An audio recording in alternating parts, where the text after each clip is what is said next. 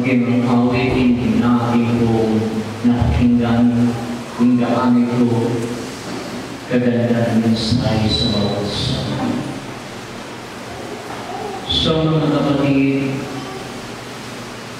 atin narinig ang mensahe ng Panginoon sa oras nito na tayo sa Kanya ay lubusang manalig at magtiwala. Hindi masama na ikaw ay lumangan, maging masagana. Subalit kung ikaw man ay maging masagana at mayaman na sinasabi ng Mark 8:36 na makamtan man ang buong kayamanan ng kaluluwa ng mundo. Ibig sabihin, ang kayamanan ng mundo kung ang kaluluwa mo ay mapapahama. Walang paguluhan ito. Subalit ang mabigay pagpapalang iyan na ating natatanong na ibinigay pinagkatiwala ng Diyos sa akin na siyang dapat magamit sa ikalulwalhati ng ating dakilang Diyos sa ministry at ang mga bagay na yan ay huwag namang maging dahilan o ito ay maging sanhi na mga pagpapalat kasaganaan ng biyaya maging mga bagay na pumupukas lang sa mundong bago rito na siyang maging sanhi upang tayo mapawalan sa kalooban ng ating Ama sa presensya ng Diyos na si Moises ay hindi nang hinayang ayon sa Hebrews 25:6 sa mga bagay na pumupupas sa mundong bago rito. Kung ito ang maging sanhi kung siya magkasal, mas inayos niyang siya maghirap para kay Kristo upang matamo ang tunay na kapayapaan at kaligtasan. So mga kapatid, tignan po ninyo ang sinabi ng Apostol Paul sa 1 Corinthians 15:9, kung ang isang tao ang kinakausap niya ay ang mga mananampalataya na taga-Corinth, kung ang isang tao ay umaasa lamang sa mga bagay dito sa mundang ibabaw nito, kung bakit siya naglilingkod sa ating Panginoon Kristo, sa ating Diyos na banal, siya na daw po ang pinakakawawa sa lahat. So, ibig sabihin, di na-focus ang ating paglilingkod sa mga bagay na ating nakikita, kundi kinakailangan na tayo ay narito, na tayo naglilingkod ng dahil sa habag, biyaya, pag-ibig ng ating mahal na Panginoon. Na tayo dapat maglingkod, na huwag manghimagot, sapagkat meron na tahan na buhay na walang hanggan ang ating Panginoon. Ang mga salita ng Diyos na ating napakinggan, tunay po, ito'y ating maging gabay. Naisinulat po yan, ang sabi na Romans 15:4, ang mga bagay na nangyari mayroong unang kapalahunan upang ito'y maging gabay ng bawat isa sa atin.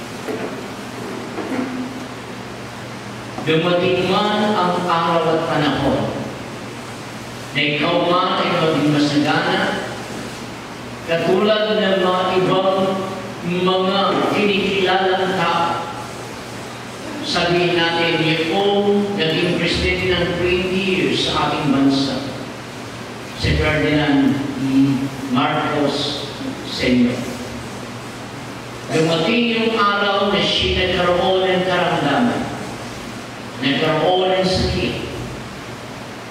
Kahit na siya ay mayroong milyon o bilyon na halaga upang siya po ay magpagabot sa mga hospital, sa mga mahaling mga kinikilala mga dalubhasa ng mga manggagama. Pero dumating yung araw na wala ang kanya.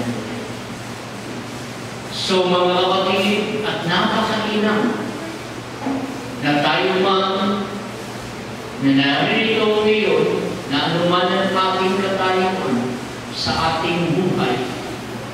Kung wala mang mas ganaan material financial, pero kung ikaw ay nasa kamay ng Diyos, nasa presensya ng Panginoon, na anumang oras na ikaw ay tumingin sa ating Panginoon, magtiwala at manalig sa ating Panginoon, dahil mo pa yung mga tao walang Kristo sa puso, bagamat sila'y mayaman, maramiyak sa mundong ibabaw.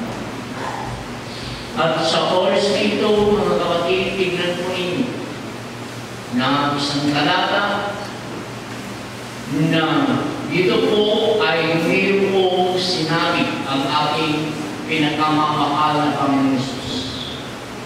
Na siya po ay nagtatapong tao, nang-aral, nagsama mga alagad, nagtanong mga alagad kung ano ang mangyayari sa mundong ibabaw nito, kung kailan magkaroon ng kabukasan, anong magiging tanda.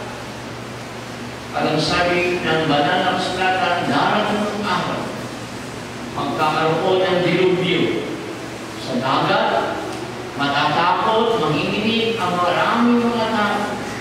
At nariyan, ito po ay mangyayari at nagaganap maging sa aking panahon.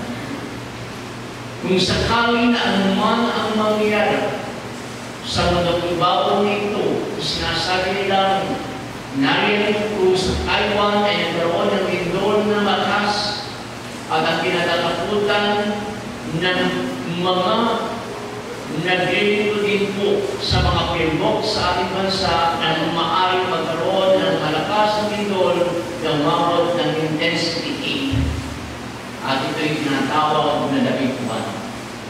Na marami ang mga nagliligalig na ngayon na natakot sa mga balita. Subalit ang sabi ng banal na kasulatan sa 1 verse 28 ng aklat ng Lucas, kapag nakikita ninyo ang mga bagay na nagkakaroon ng dilubyo at anumang sakuna, salot, hihirang, ang lahat ng mga bagay niyan ay magaganap at magaganap. Subalit, ito ang sinasabi ng banal na kasulatan. Kapag nakita ninyo ang mga bagay niyan, huwag kayong malungkot, huwag kayong maligali. At ang sabi ng Biblia, tingala ninyo ang inyong mga ulo sa langit, sapagkat ang pagliligtas ay malapit. So, ibig sabihin, katulad ni Stephan, katulad ni Moises, at ng mga alagad ng Panginoon, at maging sa ating kapanahunan ngayon, tumingala tayo sa langit, manalangin, magtiwala, umasa, na walang pag-alinlangan na tayo ay manampalataya. At mga kapatid, sapagkat ang panahon ay malapit. So sumikap tayo, magpakainit tayo sa paglilingkod sa Panginoon, sa tulong at abag at biyaya ng Panginoon. Anumang oras ay maaaring mawala ang ating buhay. Di natin alam kung kailan magaganap ang rapture. Pero ang mahalaga, nariyan na tayo ay nagtitiwala, na tayo ay patuloy na naglilingkod sa Panginoon at narinig natin ang pangangaral ng ating minamahal na kapatid maging sa kanya pong pagnanais sa kanyang buhay. At siya'y natatakot kung sakali siya po ay lukwar, maligamgam. Kaya inihiling niya sa ating dakilang Diyos na maibalik yung dating alam na paglilingkod. So nais ng ating mahal na Panginoon na ang ating paglilingkod ay mag-alam na tayo'y maging qualified sa paglilingkod sa ating mahal na Panginoon. At darating ang araw, ang anumang mga bagay na ating kung ginagawa ito, Romans 8:18, hindi natin may tutumbas ang gantimpala na nakalaan na ibibigay ng ating Diyos. Hindi natin may kukumpara sa mga sakripisyo, sa mga ginagawa natin ito sa pulong ng Panginoon pagdating ng araw. At ito ay ang buhay na walang hanggan na pangako ng ating mahal na Panginoon. So patuloy lang po tayo sa lingkod sa Panginoon, bagamat siyempre kung wala po dahil may mga nilagnan po. At salamat sa ating pinakamamahal ng Panginoon Yesu Cristo dahil nariyan po yung ating mga minamahal na kapatid na sila po yung ating nakasama sa gawain ng ating mahal na Panginoon. Salamat sa ating Panginoon at nariyan po kung saan kami din po ay gagalak, nariyan po yung talagang tayo rin po ay sama-sama na naglilingkod sa ating pinakamamahal na Panginoon. So mga kapatid, masalamat tayo sa ating mahal na Panginoon sapagkat tayo po ay nabilang sa mga kinahabagan, biniyaan ng kaligtasan ng ating Panginoon at nabatid ang tamang pagsamba, ang tamang paglilingkod na mayroon din lang po isang Diyos na dapat natin lubra sambahin na walang iba kundi ang ating Panginoon Jesus. Kaya ang sabi ng Biblia, nasabihin ni Satan, kung ikaw ay sasama sa akin, ang lahat ng mga nakikita mo sa mundong ibabaw nito at ang karangalan ng mundo ay magkakalog ko sa iyo. Pero ang sabi ng ating Panginoon sa Kristo, it is clear again, thou shalt not tempt the Lord thy God. Na siya lamang ang iyong sasambihin, na siya lamang ang iyong pupurihin. Ang sabi po ng ating Panginoon.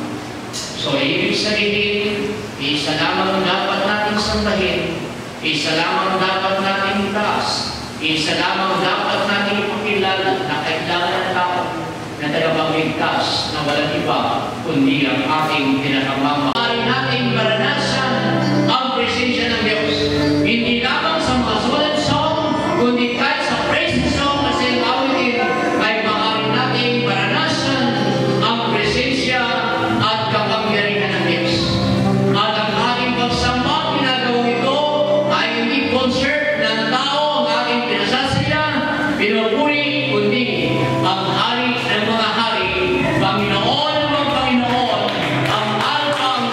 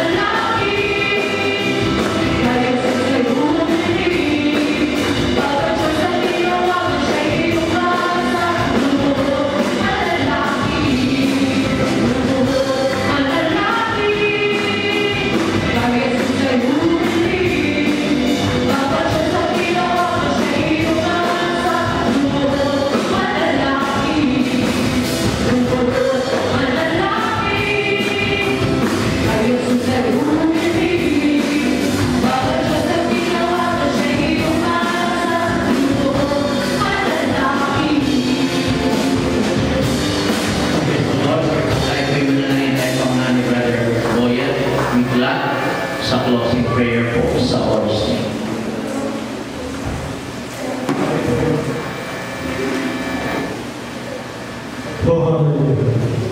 Huwag ka na pag-iisis mo pag-iisis.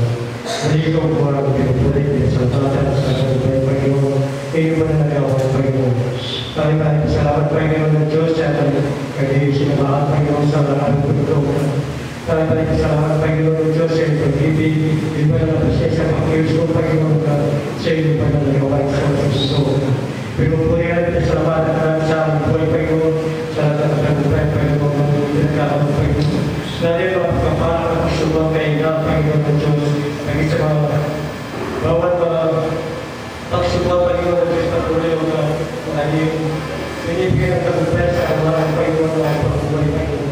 Patuloy ang Diyos kayo po mag-insentro namin po sa isip.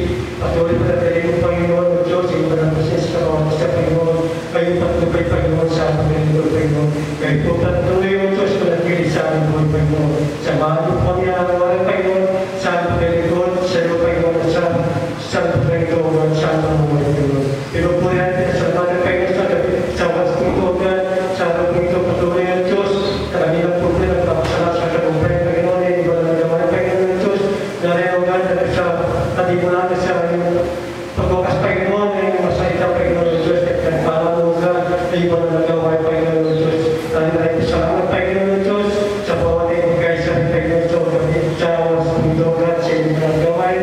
Patuloy ang Diyos kayo po, God, na pag-usahin ang buhay Panginoon. Patuloy ang Diyos kayo po, nagpala ng Panginoon, sa lahat ng kanyang pangailan sa aming pamumuhay Panginoon. Pinupagay sa bata Panginoon, God, sa aming ito, God, sa aming isang Panginoon, ay yung mga Panginoon ng Diyos.